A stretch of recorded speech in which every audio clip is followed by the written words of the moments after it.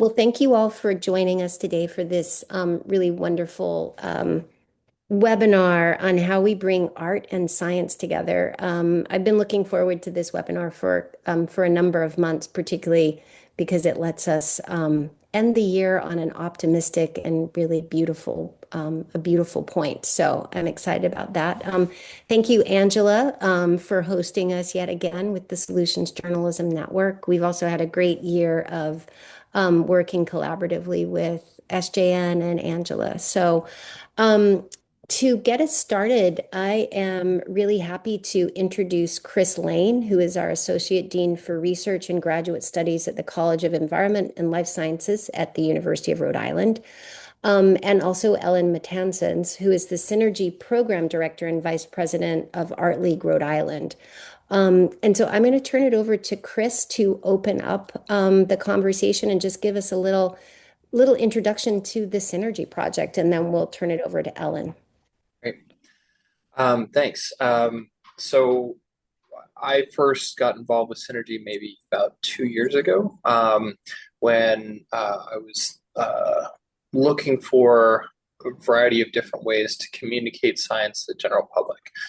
When we apply for federal grants through NSF, there's a requirement where we have some sort of outreach program. And I was looking for opportunities there. I've worked with Metcalf and so this Art League as a possibility for continuing that approach of translating science through art to the general public. They've been working with a cohort from HUI for a little bit, and then some people from GSO as well. And so I thought it would be a really nice thing to try and expand and to bring in more of URI and continue this project.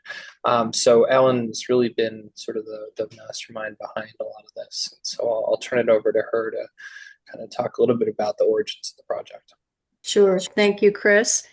And Farah, thank you for inviting us. This is a delight for us to be here today.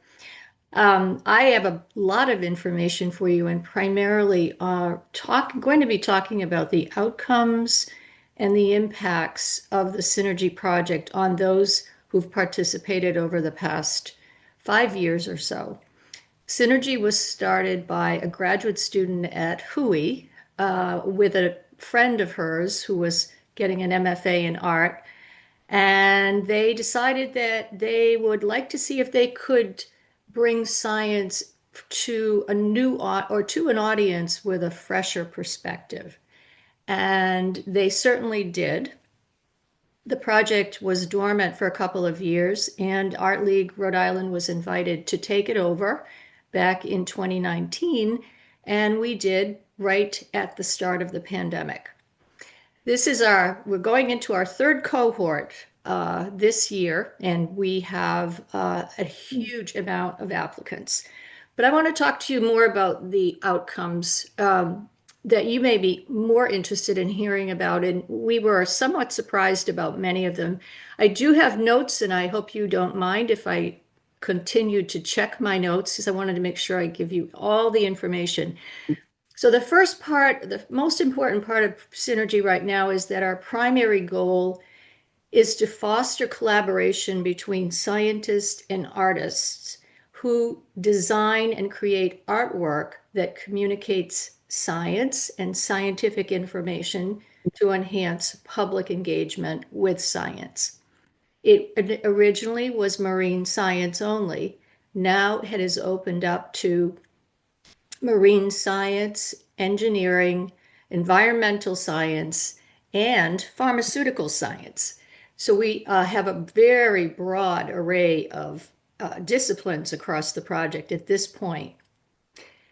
The project itself seeks to deconstruct preconceptions about art and science. The founders of the program felt that the general public thought of science as some unknown area that they couldn't really get involved in or think about. So it bridges the gap between two disciplines, and it really does show how overlapping the two can actually work together. as we all know, art serves as a universal language, so it helps to bring that information to the public, and it does help to break down some of the scientific and technical language. So we obviously have two types of outcomes. The first are tangible outcomes, things that we expect to have happened as part of the project. And then there are the impacts that are well, I'll call them intangible. The impacts, the tangible outcomes are basically, yes, the development of curated exhibitions, which we do. And many exhibitions have taken place up until now. We're continuing to do that. These exhibitions show a very diverse group of artwork. They're all crafted to explain a specific scientific concept or a research study or something within the scientific fields. So these curated displays, or through them, the project aims to create meaningful connections between scientific ideas and artistic expression. We provide a clear and engaging interpretation that enhances public understanding and appreciation of science, and has been very obvious to many of those who've come to our exhibitions, or obvious to us, to see their reactions when they view a piece of artwork that represents scientific discovery. In our program, scientists and artists are encouraged to explore creative options beyond their preferred traditional media. So many of our artists have diverted from doing if they were a painter, for example, continuing painting, or maybe trying something different. So it's already starting to bring them into a different mindset. So we've had artists and scientists teams who've designed narrative paintings, who you're going to hear a little bit about today. And those narrative paintings, for example, have been used to explain the carbon cycle.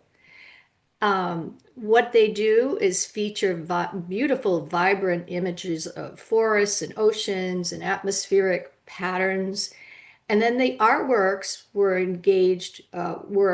paired with stories that were created by the scientists to talk about, in layman's terms, what was happening within the carbon cycle and how it was being demonstrated.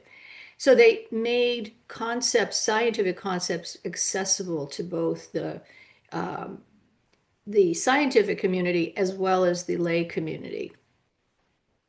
So other outcomes that we have discovered are more of the unintended. And we continue to conduct surveys at the end of each session or end of each cohort to find out things about what did you experience? How was how do you feel about the project?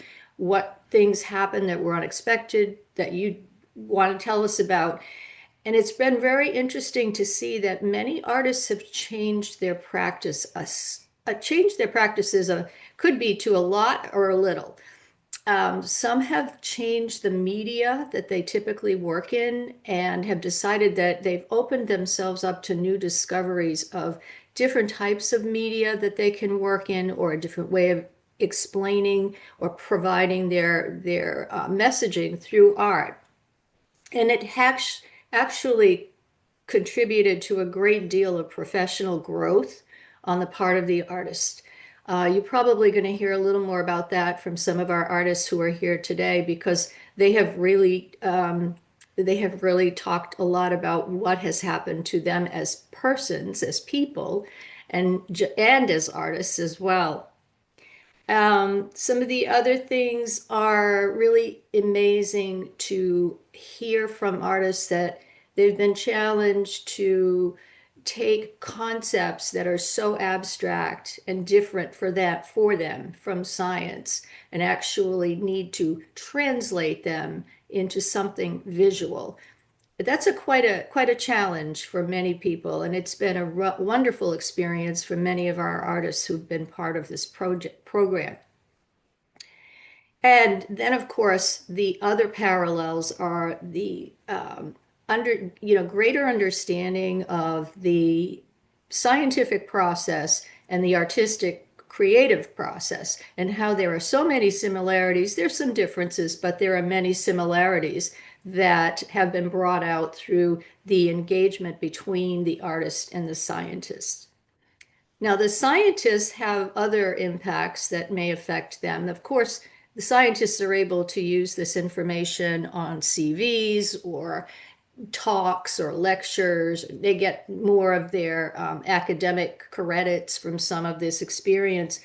But it does provide the scientists a medium to present complex data in a way that the general public will find interesting and perhaps look further into. It reveals new dimensions and perspectives on their research. We have many who have found that this has been an amazing experience for them. And their collaboration does offer a fresh perspective on what they do.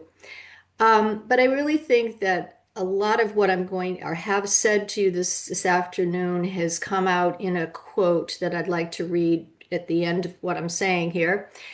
And it is from a scientist at Woods Hole Oceanographic Institution named Caroline Umenhofer. She is a senior scientist, has been part of the Synergy Project for quite a long time. And to hear her or to read her words is really a statement or a testament to this program.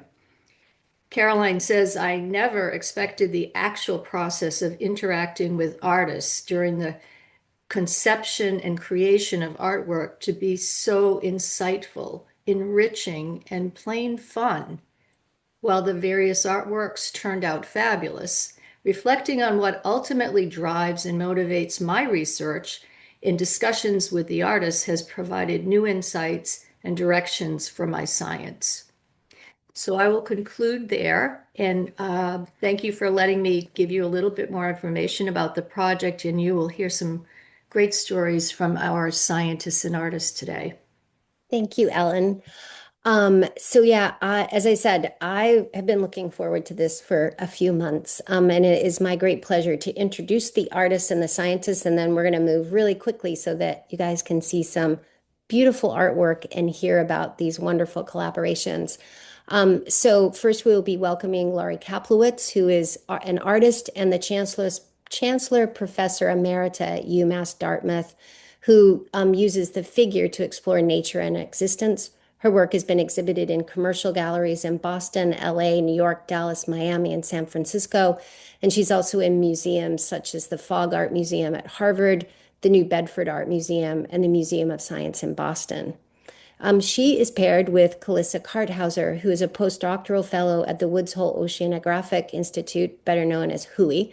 Her science focuses on the biological material that grows at the sea surface, often called marine snow. Her science and sinking into the ocean depths as marine snow, it becomes a source of nourishment for life in the dark. Her research is all about the unique role and properties of marine snow. Our next artist and scientist pairing is Heather Stivison. She is an award-winning artist whose work has been exhibited nationally and internationally in universities and galleries. She is a former museum director and has also served as the president of both the New Jersey Association of Museums and the Mid-Atlantic Association of Museums. And she holds an MFA in painting from the University of Massachusetts, Dartmouth. Noah, and I'm not going to pronounce your name correctly, probably, Germolus, is the postdoctoral researcher at the University of Hawaii at Manoa. His research seeks to bridge the gap between two forces that compete for essential molecules in the upper ocean, the microbes that produce and consume these nutrients, and the ambivalent mechanisms of chemistry that alter or destroy them. So we're going to be in a moderated conversation with these artist and science pairings, and Ethan is going to start sharing a slide deck. And our first artist pairing is Laurie and Clarissa. So thank you, Ethan.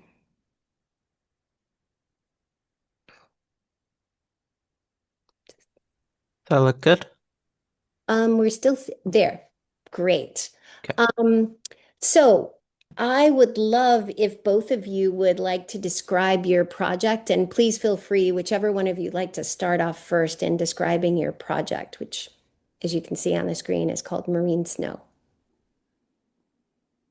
Clarissa, you Yeah, want to start? yeah, I can start. Okay. Um, so when you think of a garden, you have plants growing, capturing carbon dioxide and using sunlight as their source of energy. And when the plants die, they end up on the compost pile, and they're being degraded by microbes and by worms and whatever likes to eat them. And marine snow is a bit like a tiny sinking compost pile. So at the sea surface, you also have plant-like organisms that grow. They capture carbon dioxide and sunlight and turn it into biomass. And when they die, they stick together and sink into deeper water layers. And marine snow is quite important for the whole ocean because it captures and carries carbon dioxide. So it has an important role in driving our climate and in element cycles within the ocean. And also it brings nourishment to organisms in the dark parts of the ocean. Only the upper maybe 10 or 5% of the ocean are penetrated by light, and the rest of it is all dark. So the organisms that are similar to plants cannot grow there. And Laurie uses organic matter in her artwork as well, which you will see, or which you actually see on this first page. And I think this is a very good match to see that land and ocean are not that different from each other. And we have been working on a book together. I have the book here. So the slide you saw previously was the cover of the book. And the book has a lyric meditation. And I'm going to read the first page and the last page to you as examples. And you're looking at the first page right now. Marine snow was born of 1,000 parents. Algae, shedding their sugars willingly, living in abundance. Diatoms, dying, not knowing that their tiny dead shells would turn into new life. Bacteria, feeding on debris, releasing fresh nutrients for a new beginning. And we are going to learn throughout the book about the life of marine snow. And moving to the last page, can we move the slide? Yeah. We see where this marine snow particle ends up. And ultimately, she touched down gently on the soft seafloor. Resting on the seafloor, she fell asleep. Marine snow might never know how much balance she gives to our planet by resting on the seafloor, keeping carbon that was captured by the busy sea surface creatures stored safely within her body, protecting all of us by simply existing and being marine snow. Can we move one slide further? So here you can see some actual marine snow particles under the microscope. So as you can see, it can really be anything. If you poured your compost pile into the ocean, it would look exactly like the other marine snow. Yeah, so I think now you have a first impression of our work. Laurie, do you want to continue? Sure. So I had been working with plant matter, flowers and leaves and bark that I collect and dry and press in my studio. And learning a little bit about Clarissa's research, I saw that as a good match. And I had the idea that we could personify marine snow and make her into a woman and tell her story of her journey through the ocean that way, as a life cycle of birth, growth, decay, regeneration. And that would be a really visual way to explain it. Again, it's taking very non-visual natural forces and finding a way to visually express them.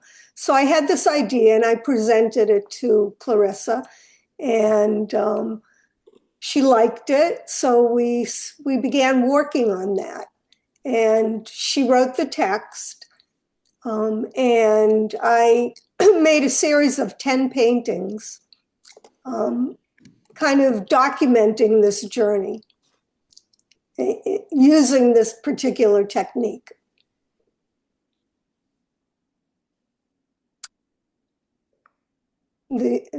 Maybe we go to the very back of the presentation. Sure. Yep. Yeah. So those are some images about marine snow, but not the paintings. Yeah. And these are actually some of the paintings that appear in the book.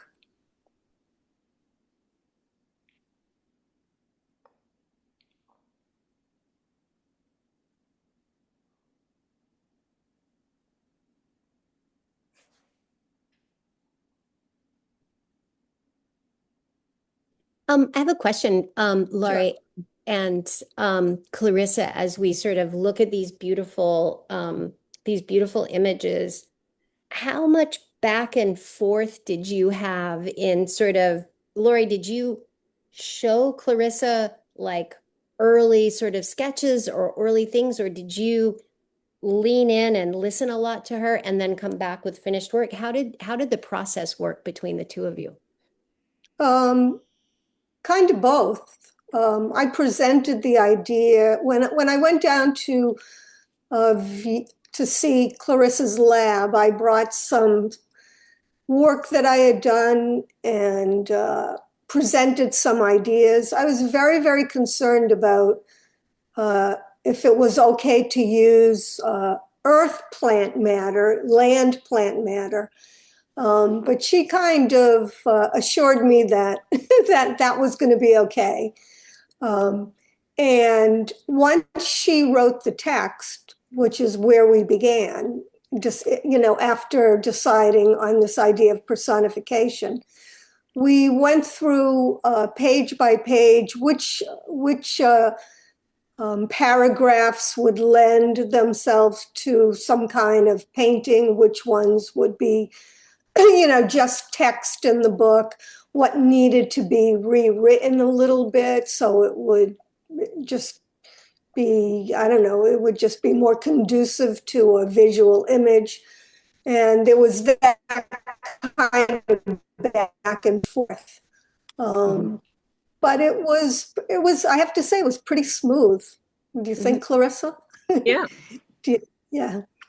Yeah, I like when it was back and forth a bit. Looking together at the paintings and looking together at the text. Yeah. How did you sort of move into this idea of sort of this beautiful image of this woman? Is that something you quickly came to, or were there other things that you were thinking about, or was this something that just kind of immediately came to mind? Like, what was that like? I had brought when I went down to Hui, I had brought a portfolio. I remember now distinctly. I had 3 or 4 different ideas that were represented by different modes of expression, some fairly more abstract. But I had done a piece in my daily studio practice that was very much like that first image that you saw, with kind of a head, a face peeking out of some plant matter. And I had been thinking, this could work. And I think Clarissa kind of liked that idea. And I think it kind of began there. So. Yes, I think when Laurie asked me what kind of person would marine snow be, or what would it be if marine snow was a person, that gave me a completely new perspective on my research, and it made me think of a life cycle. And I think writing the text was very easy with that idea and that thought, because in a way, I just thought about what happens to marine snow throughout her life, and what are her goals? What does she do? What does she contribute? Beautiful. Your decision to make this into a book, Tell me more, tell us more about that, because we can think of art as something that you see in a museum, in a gallery. But what was it about the book that you felt was the best way to present this artwork? Well, I will claim that idea because I had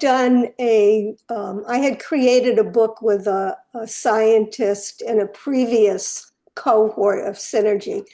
And I just found, just speaking personally, that was a great mode of collaboration for me because it was a 50-50% deal. It wasn't, the scientist contributed as much as the artist. It wasn't just the artist or just the scientist talking to the artist. Clarissa did as much work as I did. And I want to stress here, not only did she write the text, but she did the graphic design of the book, which often we leave out. So that was great. And I just feel like it's, like I said, a 50-50 deal with the idea of a book. Now, of course, all of these 10 images are paintings. I have the paintings. So, they exist as freestanding paintings, but the book is something that goes out of my studio. They're not just in my studio, and they're not just, when Synergy has a show. This book has been, each of us has distributed it to friends, and we're trying to get it into some bookstores. So it has a bigger reach, a bigger audience. I think that's interesting to think about sort of the impact of these collaborations on the communities that you're very much trying to communicate to. And I think, Clarissa, sort of your ending, of your lyric meditation or your lyric poem it really gives us this sense of like, what does marine snow do? And it's one thing to put that and those images in a gallery. It's another thing to put them in a book where people can actually read them and engage with them. Clarissa, what did you think of sort of the book form? I immediately liked the idea of doing a book because it's a very clear outcome. And I also like that it is very accessible. I reprinted books now for the second time, so we already distributed more than 100 of them. And it's easy to give to somebody, it's easy to show to somebody. And I think that makes many more people interact with the art and the science. Great.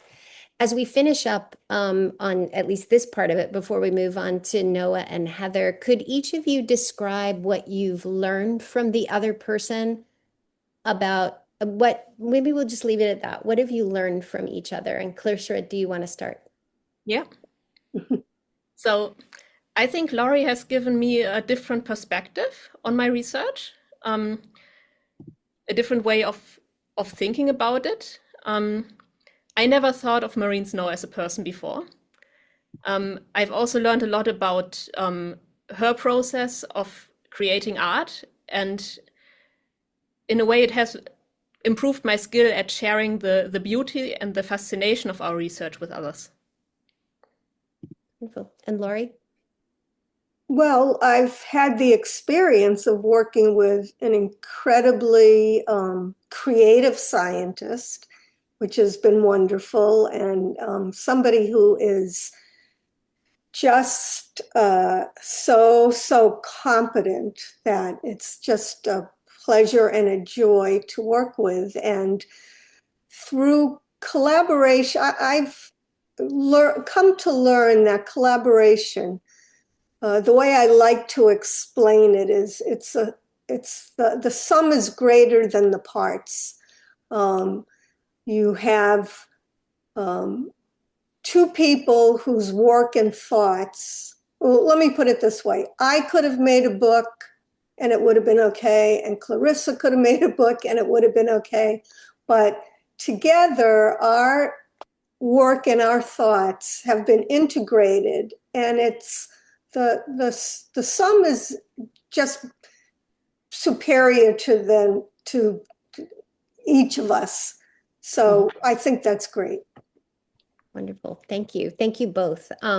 So we are going to move into a very different visual space and start talking with Heather and Noah. So Ethan, do you want to move to those slides?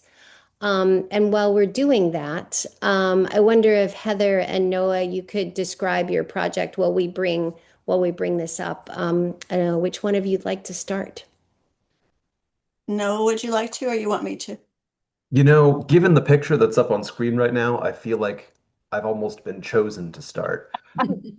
This project started out in a weird place because well, in this lab, in this picture, I'm doing a lot of chemistry that is effectively doing a lot of pouring clear liquids into other clear liquids, and then after several days, getting a bunch of numbers that represent a bunch of very abstract things that are not visible at all if you look at ocean water. And I think I was pretty straightforward about that when Heather and I first met, and I went, I'm going to tell you a little story about the different molecules that microbes kind of shoot back and forth at each other. And it's going to be very abstract. And I have no idea how anyone would represent that visually in a way that is not just hyper literal. And she was up for the challenge. And we started there and got to a place that I am not sure I ever expected us to. Great. Heather? Sure. Well, this is actually my setup as I started one of the paintings. So my role in this whole project was to get to know Noah's research and his goals and his data, and then try to translate those invisible things or his concepts into an abstract painting. And since or several abstract paintings actually, and since his work was about invisible ecosystems, and yeah, this is one of the pages of his notebook as he was planning the project. Since his work was about the invisible ecosystems and the activity of invisible biochemicals that are the building blocks of life, I really wanted to turn this work into something that showed the interconnectedness of the data. And so I conceived of doing the project as his collection zones as neighborhoods. The way Laurie decided to personify in one person, I decided I wanted to create zones or neighborhoods or communities that had distinctive characteristics. So, Do we need to move to another slide, Heather? yeah, I think so. So I think we could just have the slides. What happened was we were working during the pandemic. So we did not meet face to face for the longest time. We met time after time after time on Zoom, talked about all kinds of things, but in our separate little spheres. So this is just the collection of the sort of thing we would send back and forth to each other. Noah's drawings and Noah's data. And then I would think, well, how can I translate that into an abstract work of art? And it was all about the creativity and the abstract thought that I discovered in Noah's work that created the paintings. So this one here, do you want me just to go right into it, or? Yeah, go ahead. So this one is actually how I reimagined the particles that Noah found in water that was apparently clear, visual, but actually he found all of these communities of biochemicals within it. So I decided that I wanted to show them as interrelated communities. So you see the vibrant colors and the different things of the oceanic molecules, the land-derived molecules, and the even pharmaceuticals that washed in there. So, but in the next image, you can see I took the background, and I put reflections on top, abstract representation of reflections, so that a viewer could get the sense of this is water. I wanted them to see that the water was apparently clear, but actually all this action was happening beneath it. And you may wonder why I included this slide and the very next one, which are the interiors of dried bones that's seen through a microscope. And it's because they were the inspiration for the second painting, the next image, which I call the ocean surface desert. And you can see the shapes a little bit. They are derived from those very shapes, and the colors also from desert. And it was because the samples that Noah took in this other region at the Sargasso Sea showed almost no land-derived molecules, or no land-derived molecules, and that the oceanic molecules got used up, they broke down, they were bleached out. So there was really nothing there. It was like a desert as far as the particles that he was looking for. And so he called it a nutrient desert, and I thought, oh, this makes me think of a real desert. And so I interpreted it as if it were a desert. I used the bone images as that background. But then beneath that area, there's another zone, and that is the one that I called the party zone. And you can see that it's a completely different view. Yeah, Noah's having a party. Am I talking too much? No. We can move to Noah in a minute, but these are just beautiful, I think. So what these are the sunlight is pouring down, but it's protected. And so the molecules can travel up at night, and then they can come down when the sun is out there during the day. And he talked about this constant movement as if it were some kind of a rave or a real disco party. So if you look at the next, you can see a close-up. I indicated the molecules here as if they were disco balls or balloons, just to suggest the liveliness of the event. And each one of these collection zones, this is the next one beneath that. And you can see that all of the vertical movement is gone. It's a sideways movement, and I tried to express the weight of that deep ocean down there. And the little textures that you see are the only things that he found that were of his project. They're done not with color, but with texture, because I wanted the sense of the detritus just kind of floating and making its way down with this heavy conveyor belt of motion that went from side to side. That's wonderful. So Noah, this takes me back to when you first started talking, which is like you had no idea. You're sitting in your lab, you're pouring clear liquid into clear liquid and letting things happen. When you first started seeing Clarissa's work based off of your science, what did you think? What was your reaction? Heather's work, I'm assuming that. Heather's work, I'm sorry. Yeah. I mean, Clarissa, you're great. But Heather's work. I was looking at Clarissa's chat, so Heather's work. I was very happy about it. One of the things that Heather was getting to, and I will say she did a great job doing a little review of how I see the dynamics of these different areas. And what I think we spent a lot of time trying to work out is we all reason by analogy, right? We talk about personification, perhaps of marine snow in one case, but in many cases, the simplifications that I make to keep things straight in my head, especially when it comes to, say, the distribution of amino acids and vitamins in the deep ocean, all of that stuff boils down into sort of personifications and abstractions, rules of thumb for me. And so what I wanted to do was portray the feel that I have when I think about the chemistry of an ocean region and see if you could put that onto a canvas. And I think Heather did a phenomenal job because, we're looking at the sort of deeper part of the ocean right now. And even with a, $1 million instrument and advanced derivatization techniques, if you take a sample from there and you're trying to look for the sort of biochemicals that a human body or any living cell would recognize, it's hard to find them. Things move slowly down here. It's dark. There's not a lot of production going on, and the little islands of life that you get through the marine snow falling down and disintegrating and dissolving are some of the only oases where any sort of rich biochemistry can happen, at least on the microbial scale. So I think Heather did a phenomenal job trying to represent these things that I would struggle to put into words, let alone pictures. I can only look at so many depth profiles, and a graph of a line going a certain direction as it goes down the ocean only gives you part of the picture. So, Thank you. yep. Yeah, this is one of the things that we talk about at Metcalf, and certainly we talk around in the journalism world is how do we visualize climate science? How do we get people to engage deeply with this? And it's that sort of sense of opening up and bringing it into sort of the artistic realm. I think there's real beauty in that, because it allows us to start to think differently about how we visualize science and how we visualize it for the public as well.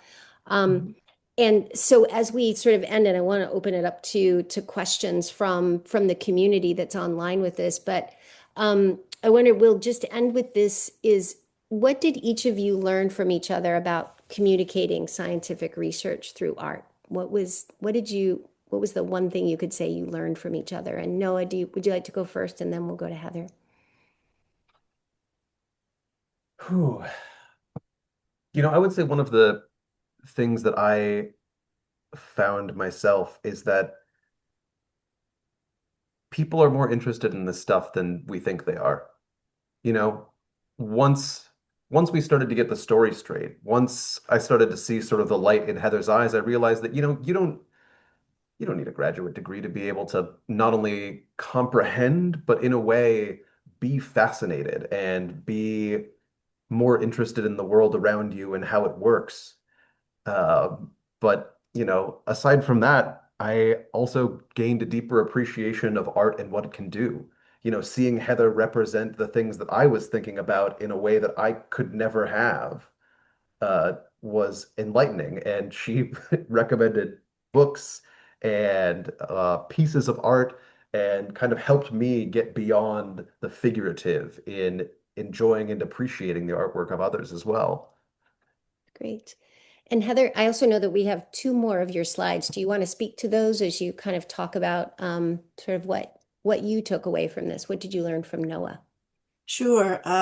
One of the things that was really outstanding was how similar our work is, that the spheres of art and science are actually very connected in the sense that we both experiment, we both analyze what we're doing, and most of all, we both need a creative edge, because if you don't have the creativity, you just have a lot of data. There's nobody there to say, I'm going to understand the patterns and I'm going to be able to communicate them to someone. And a scientist has to do that as well as an artist. This painting, really quickly, is from that the notebook that Noah had initially when he was asking so many questions and had not quite refined his project.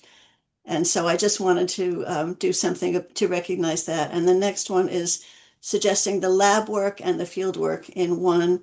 And I really think that they are so interconnected with the sort of work that artists do. And the idea that I had the opportunity to express some of that and to get some new input to my own creativity was terrific.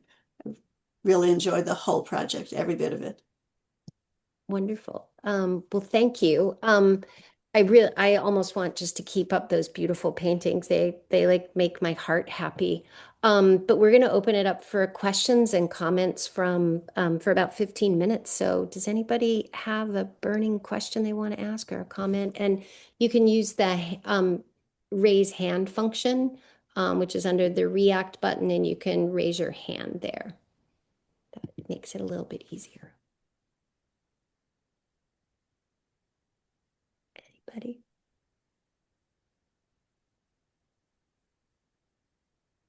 While we wait for people, what would you say is the impact that your work has had on the public?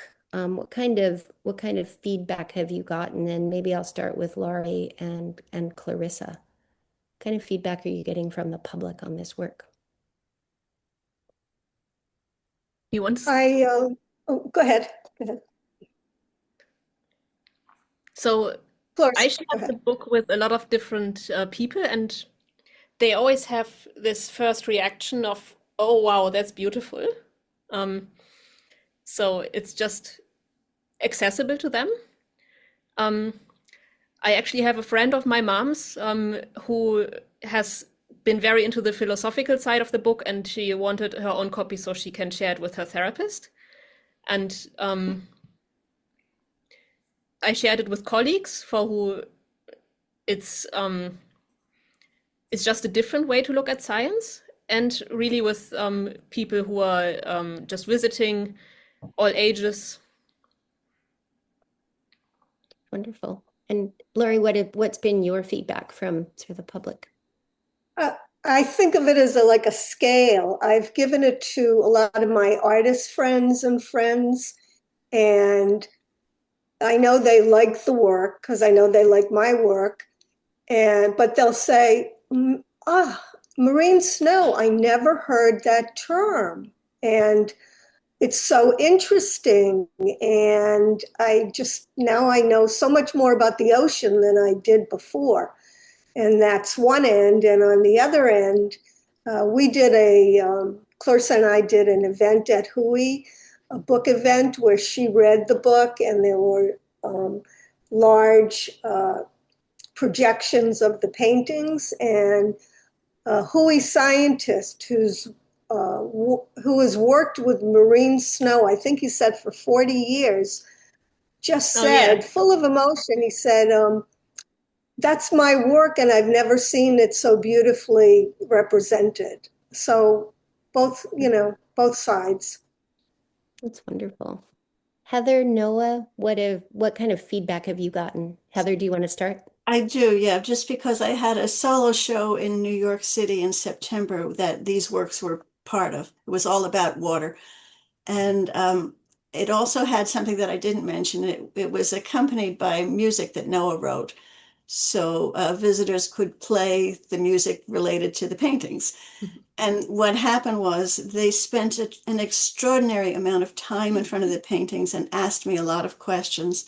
And part of it was because it wasn't just out there. It was something that you had to figure out. You had to make sense of why these patterns, why these colors.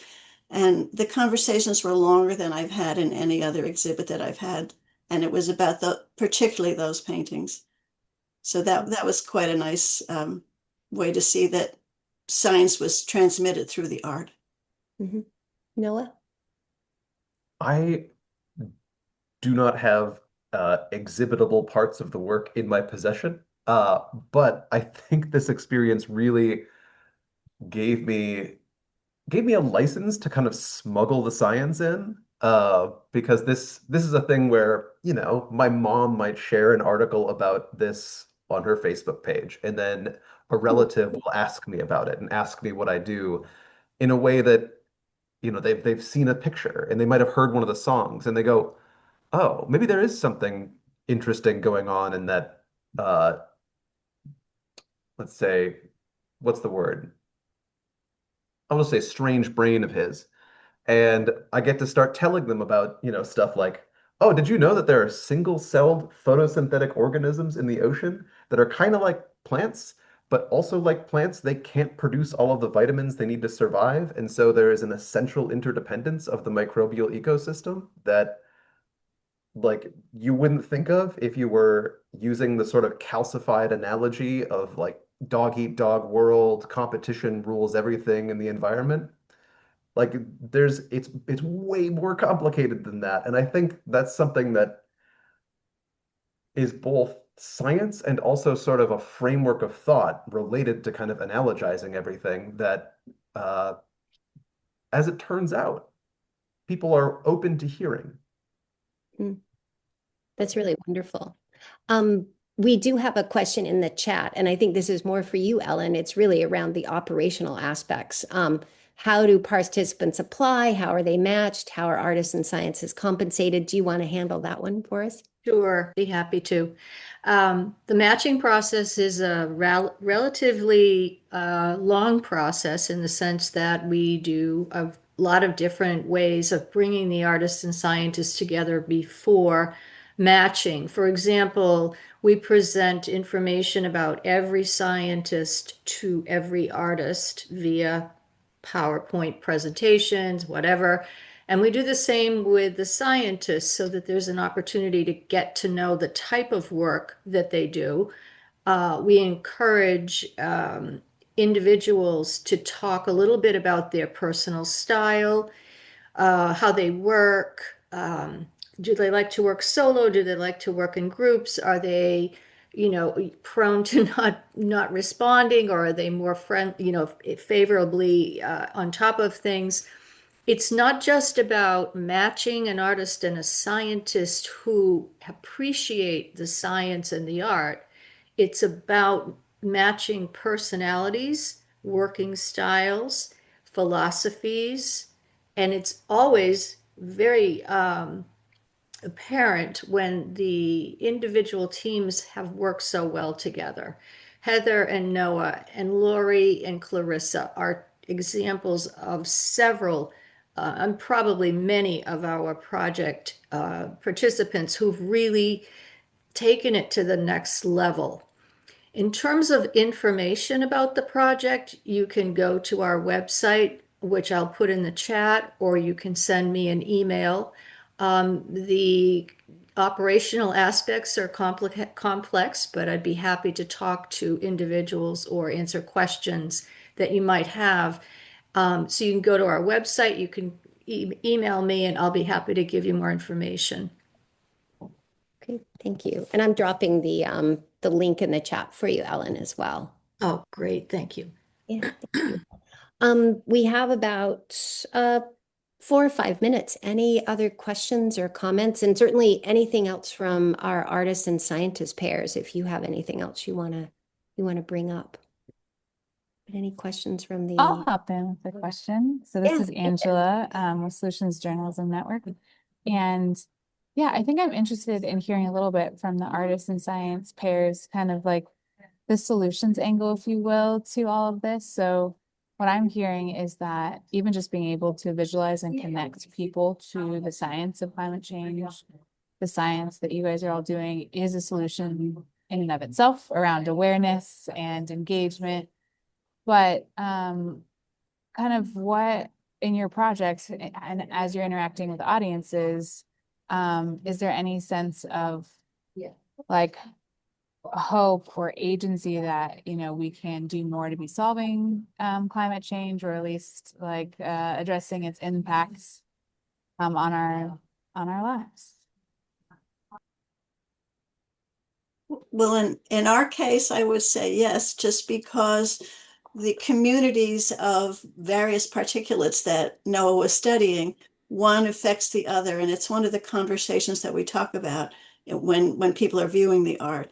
And so the idea that one simple thing, whether it's land derived or whether it's oceanic, affects something else is a concept that we really need to spread. And it's not done because we have a climate change agenda with the artwork. It just evolves naturally out of the conversations. And I think that's really worthwhile.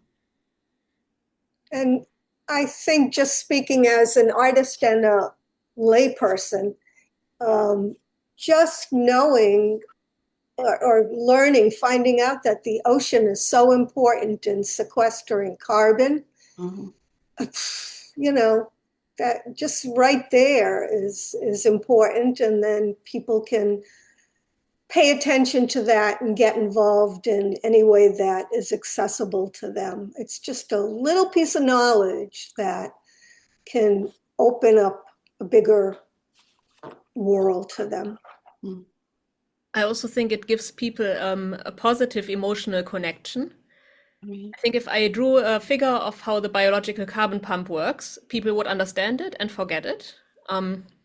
And if people read the news and they read about bushfires and climate change, they are hopeless. They feel sad about it, but they don't feel empowered.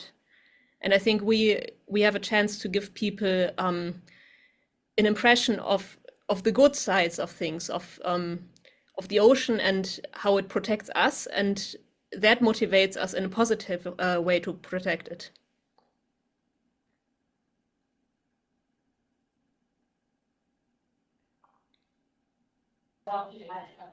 I'm a big fan I'm a big fan of ideas about complexity, and those can lead you to some places that are a little bit, ironically, too simplistic.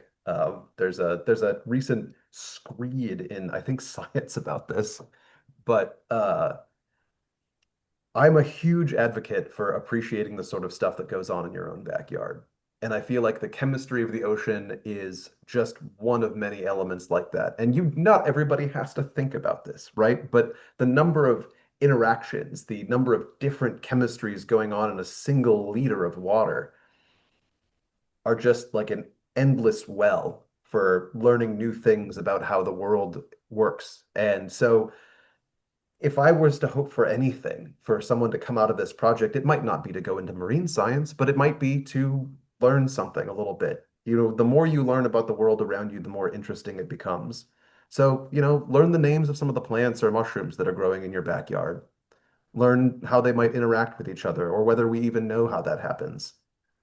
Because I think the only thing that for me reads as an appreciation of the environment to the level that will lead us to actually do anything about preserving it isn't necessarily just looking at pictures of like the prettiest coral reefs. It's an appreciation for how everything fits together and how there's interesting things going on literally all around you all of the time. Yeah, thanks, Noah. Thanks to all of you for everything that you've shared. I know that we are at time, so I just wanted to hop in here at the end and share my appreciation from Solutions Journalism Network for Metcalf and organizing all of you. It was really informative, and yeah, really glad that we had this discussion today. Farah, is there anything you want to end on? No, I just want to thank everybody for taking the time, particularly the artists and scientists pairs. It's been really wonderful getting to know you and getting to know your artwork. And also a big thank you to Ellen and Chris for the efforts and the time that you put into the Synergy project. It's an amazing project. And if there are journalists, I know there are what I love about this group, from what I understand, is this is not just journalists. There are journalists, artists, and scientists on this call. So we had about 59 people, I think, total at our height. And it's wonderful to know that all those groups of people came together today to hear about this. So thank you so much. And thank you, Ethan, for your work in the background. And hopefully we'll do this again next year. So thank you all. Thank you. Bye. Thank you, everyone. Bye.